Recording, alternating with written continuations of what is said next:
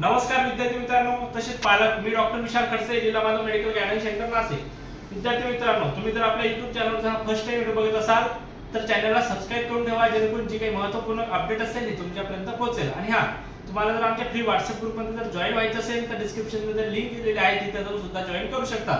तसंच जर तुम्हाला आमच्या पेड मेंबरसाठी जर पेड काउन्सिलिंग साठी जर तुम्हाला रजिस्ट्रेशन करायचं आहे तर आजपासून 8, 9, 10 या 3 दिवस आम्ही ऑफर ठेवलेले आहे आमच्या वर्धापन दिनानिमित्त। कारण आमच्या इन्स्टिट्यूटला 3 वर्षे पूर्णपणे कंप्लीट झाले आहेत, तर जी काही 7,500 आम्ही फीस घेतो तर त्या फीस मध्ये आपण 1500 रुपये कमी केलेले आहे, म्हणजे 6,000 रुपये घेणार आहोत। आणि जी ऑनलाईन होती आपण 6,000 रुपये फीस घेणार होतो, त्यामध्ये आपण 5,000 रुपये फीस घेणार आहोत। तर या संधीचा जी काही ऑफर आहे, ऑफरचा तुम्ही फायदा घ्या।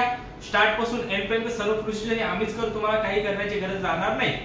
स्टार्ट पासून तुमचं ऍडमिशन होण्यापर्यंत सर्व प्रोसिजर आपणच करू। ओके, तर बघा आता आपण बघूया की वैद्यकीय प्रवेशासाठी खालील कागदपत्र कोणते लागतील तुम्हाला। आता नीटची परीक्षा तर झाली, आता पुढील प्रवेश प्रक्रियेसाठी अर्जंट महत्त्वाचे डॉक्युमेंट कोणते आहेत, तर सर्वात आधी आहे नीट यूजी ऍप्लिकेशन फॉर्म। बऱ्याच विद्यार्थ्यांचे यूजी ऍप्लिकेशन फॉर्म हे सांभाळून ठेवत नाही, नंतर फार प्रॉब्लेम असतो। ऍप्लिकेशन फॉर्म असेल, नंतर नीट ऍडमिट कार्ड असेल, बरोबर आहे, नंतर तुम्हाला नीट स्कोर असेल, नंतर एसएससी पासिंग सर्टिफिकेट असेल, तर बोर्ड सर्टिफिकेट असेल, एसएससी चं बोर्ड सर्टिफिकेट मार्कशीट, एचएससी चं बोर्ड मार्कशीट लागेल, तुम्हाला लिव्हिंग सर्टिफिकेट लागेल, शाळा सोडल्याचा दाखला, नॅशनॅलिटी लागेल, गॅप सर्टिफिकेट। गॅप जर असेल तुम्ही फ्रेशर असाल तर गॅप लागणार नाही, आणि जर तुम्ही गॅप घेतला असेल, रिपीट केला असेल तर गॅप सर्टिफिकेट लागेल। तसंच आधार कार्ड असेल, मेडिकल फिटनेस असेल आणि फोटो असतील। हे तुम्हाला जनरल कॅटेगरी म्हणजे काय जनरल सर्वसाधारण लोकांना हे तुम्हाला लागणार आहे।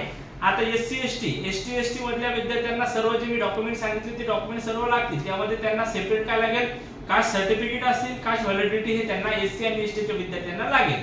प्लस विजे असेल, एनटी असेल, ओबीसी, एसबीसी, एसईबीसी ह्या ज्या कॅटेगरी मधल्या विद्यार्थ्यांना काय लागेल, जे डॉक्युमेंट आहेत ते सर्वांना कंपल्सरी मी फर्स्ट सांगितले आहे ते भरत, नंतर कास्ट सर्टिफिकेट असेल, कास्ट व्हॅलिडिटी असेल, नॉन क्रिमिनल असेल सर्टिफिकेट हे सर्व लागतील।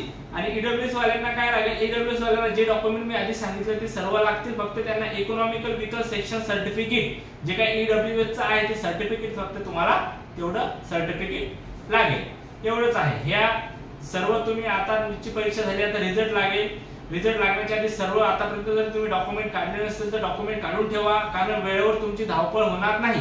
कारण एक जर डॉक्युमेंट काढायचं असेल तर कधी जरी तुम्हाला अर्जंट डॉक्युमेंट काढायचं असेल तर वेळेवर कुठले डॉक्युमेंट अर्जंट निघत नाही, आधीच डॉक्युमेंट काढून ठेवा, म्हणजे वेळेवर तुमची धावपळ होणार नाही। आणि जर तुम्हाला काही डॉक्युमेंट बद्दल काही शंका असतील तर डॉक्युमेंट तुमच्याकडून काही निघत नसतील तर आमच्याकडे काही नंबर आहेत, कॉन्टॅक्ट नंबर आम्ही सजेस्ट करतो, जे की तुमचे डॉक्युमेंट लवकरात लवकर काढण्याचा प्रयत्न ते करून तुम्हाला देतील। चला, तर तुम्ही नवीन असाल तर एक वेळ चॅनलला सबस्क्राइब करा, आणि जर तुम्हाला आमच्या रजिस्ट्रेशन पेड मेंबर साठी काउन्सिलिंग साठी जॉइन व्हायचं असेल तर नक्की ऑफिसला व्हिजिट करा आणि कॉन्टॅक्ट वर खाली दिलेल्या नंबरवर साधा। थँक्यू, धन्यवाद।